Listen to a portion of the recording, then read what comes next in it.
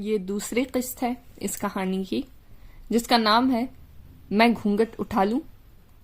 اس کہانی کو لکھا ہے آسیہ رزاقی نے، اور میں نے یہ کہانی لی ہے مہکتا آنچل نام کی میگزین کے سپٹمبر 2012 کے ایشو سے۔ رات کے کھانے میں مرچ کچھ تیز ہو گئی۔ شاہجہاں زیادہ ہی نازک مزاج تھا، بیچارے کا منہ انگارا ہو رہا تھا، سرخ۔ ہمایوں نے دیکھا تو ترس آ گیا۔ اماں، آپ صبح کن لوگوں کی باتیں کر رہی تھیں؟ کونڈے جہاں ہوئے تھے، بچا کچا حلوہ ہوگا، مانگ لاؤں؟ اماں نے ماتھا پیٹا۔ یہ جا کر سارے میں مجھے بدنام کر کے رہے گا، کدھر سے فقیر پیدا ہو گیا۔ فقیر؟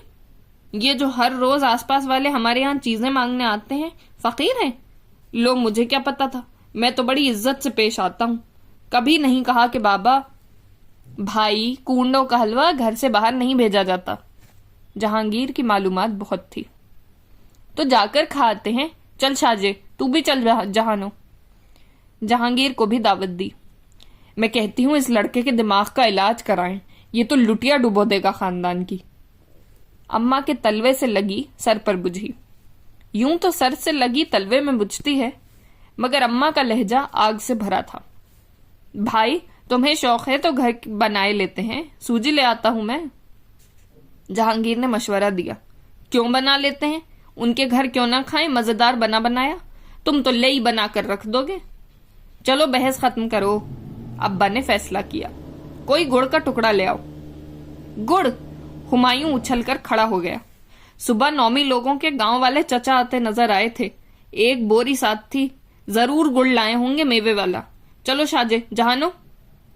مگر شاہجہاں کی اڑ تھی، اور جہانگیر چھوٹے بھائی کے انکار کے بعد ہمایوں کی دعوت پر اقرار کیسے کرتا؟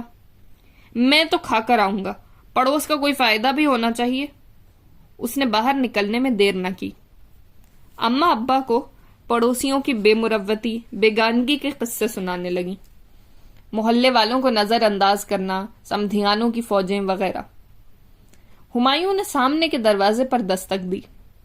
گھر کے دروازے سے ہی دندناتا ہوا دادی کو پکارتا ان کے گھر میں گھس گیا۔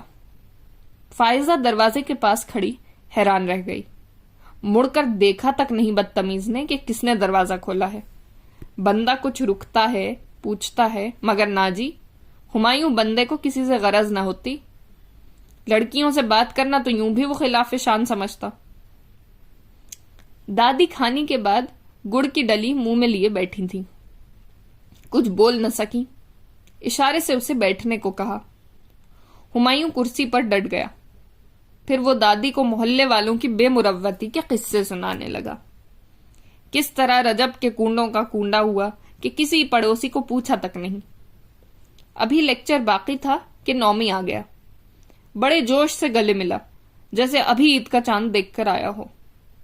یار نومی، دادی کو آخر کون سی بیماری ہو گئی ہے کہ کچھ بول ہی نہیں سکتی؟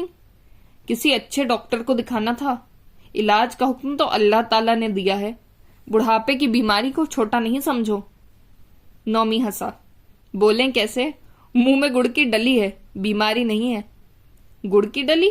اوہ، میں سوچ رہا تھا کہ کروڑ پتی سٹور سے میوے والا گڑ لے آؤں، ابا کو بہت پسند ہے۔ مگر یہ بے ایمانی اتنی بڑھ گئی ہے کہ کروڑ پتی سٹور کے گڑ میں میوے سے زیادہ کیڑے بھرے تھے۔ گڑ میں کیڑے؟ گڑ میں کیڑے نہیں تو کیا ہاتھی ملیں گے؟ فائزہ نے پیچھے سے کہا۔ بھائی، پہلے یہ لکھپتی تھا، اسی طرح کروڑ پتی بنا ہے۔ نومی نے نیا شوشہ چھوڑا۔ ہر کیڑے کی الگ قیمت ہے۔ اچھا، دادی کی ڈلی گھلنے میں کچھ وقت ہے، میں چلتا ہوں۔ واہ، ایسے کیوں؟ ابھی گڑ لاتا ہوں آپ کے لیے۔ نومی نے چھلانگ لگائی اور کچھ لمحے بعد ایک لفافے میں گڑ لایا۔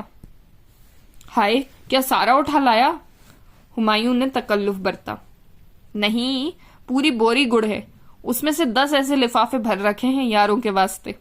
یار، بری بات ہے، آنٹی ناراض ہوں گی۔ کیسے؟ انہیں کیا پتا، یہ تو پار کیے ہیں میں نے، امی کو بتا کر اور لوں گا۔ دادی کا گڑ اب ختم ہو گیا تھا۔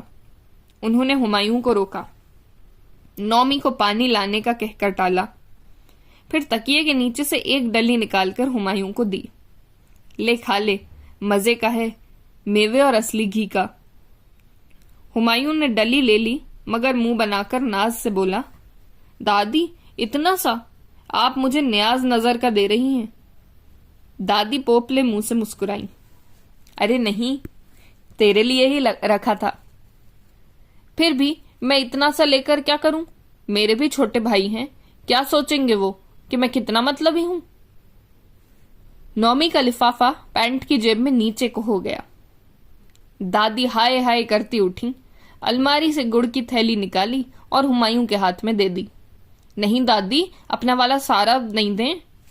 हुमायूं झिझका, रख ले, अम्मा को दे देना, चावल बना लेगी, और देख एक प्लेट मेरे लिए जरूर भिजवाना।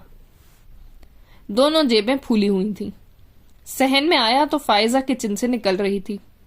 कमरे से उसकी अम्मी की नाराजगी भरी आवाज आ रही थी, एक काम बताओ तो 10 घंटे लगाएगी।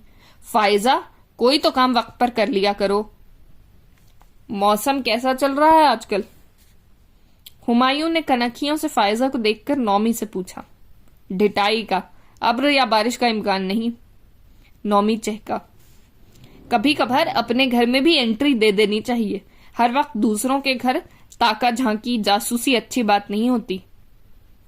फायजा रुककर हुमायूं से बोली, खुदा गवाह है, जासूसी की जरूरत ही नहीं, दुश्मन के कान बहरे, हम सुन लेते हैं।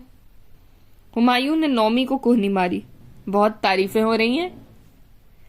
फायजा ने नौमी को धक्का दिया और तनतनाती हुई कमरे में जा घुसी। दोनों जेबें अब्बा के सामने खाली कर दी। जहांगीर ने सबसे पहले हल्ला बोला, मगर अम्मा ने पीछे से थप्पड़ मारकर गुड़ उसके हाथ से गिराया। बेवकूफों, नदीद जहान भर के मांगे तांगे की चीजों पर नियत खराब करते हो, शर्म नहीं आती? सच अम्मा, तांगे पर हरगिज नहीं गया, पांव पांव गया था, मांगा नहीं था, कसम से तोहफा मिला है। दादी ने कहा है मीठे चावल बना के उन्हें भी भिजवाना। अम्मा बेटों को बुरा भला कहती चली गई। अब सबके मुंह में एक एक डली थी। अब्बा भी थे। बेटा सब्र करो, और सब्र सबसे बड़ी दौलत है, मगर तुम में सब्र नाम की कोई चीज नहीं। कल हाई साहब खुद ही तोहफा भेज देते तो तुम्हें अम्मा की बातें सुनने को न मिलती। इंसान हल्का हो जाता है, खुद अपनी नजर में कमतर। अब्बा नर्म लहजे में नसीहत करते थे। हुमायूं वाकई में शर्मिंदा हो गया था।